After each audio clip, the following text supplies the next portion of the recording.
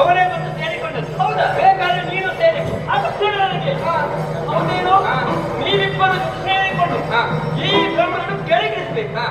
ಈ ರೀತಿಯಾಗಿ ಯೋಚನೆ ಮಾಡಿಕೊಂಡಿದ್ರ ಇಬ್ಬರ ಮೇಲೆ 100 ಮಂದಿ ಬರಲಿ ದೃಷ್ಟಿಯನ್ನು ಹಿಡಿದುಕೊಂಡು ಬೆಟ್ಟಿಗೆ ನಾವು ಕಾಣಿಸಿದಾಗ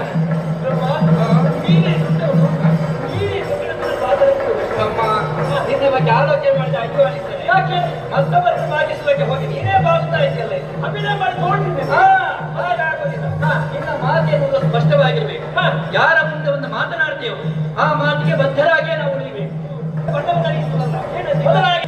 ನಾನು ದೊಡ್ಡವ ಎನ್ನುವುದಕ್ಕೆ ಕಾರಣ ಕೊಟ್ಟದ್ದು ಬ್ರಹ್ಮ ಎನ್ನುವ ಹಾಗೆ. ಆಮೇಲೆ ಸೃಷ್ಟಿಯ ಕಾರ್ಯ ಈಗ ಹೊಡೆದು ಬರೆಯುವುದರ ಮೂಲಕವಾಗಿ ನಾನು ದೊಡ್ಡವ ಎನ್ನುವುದನ್ನು ಸ್ಥಾಪಿಸುವುದಕ್ಕೆ ಹೊರಟವನಿಗೆ ಯಾವುದಂತ ಒಪ್ಪಿಕೊಳ್ಳುವುದು ನೀನೇ ಯೋಚನೆ ಮಾಡು. ಮಾತಿನ ಮೂಲಕವಾಗಿ ಒಬ್ಬನನ್ನು ಸೋಲಿಸಿದ ಪರಿಣಾಮ ಏನಾಗ್ತದೆ? ನಾವು ಜಾಣರು ಅನಿಸಲ್ಪಡ್ತೇವೆ. ಯುದ್ಧವನ್ನು ಮಾಡುವ ಮೂಲಕವಾಗಿ ಒಬ್ಬರನ್ನು ಸೋಲಿಸದೇನು ಅಷ್ಟು ಬಲ ನಮ್ಮಲ್ಲಿದೆ ಎನ್ನುವುದೇ ಅರ್ಥ.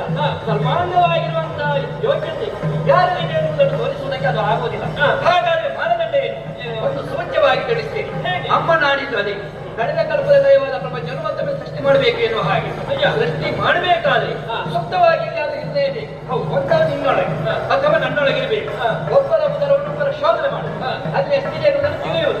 ಒಂದು ವಿವೇಚಿಸಿಕೊಂಡು ಅಲ್ಲಿಗೆ ದೊಡ್ಡವರು ಎನ್ನುವ ಹಾಗೆ ಅಂಕಿತ ಹಾಕು. ಸರಿ, ನಿನ್ನ ಒಪ್ಪಿಗೆ ದೂರ ಇದು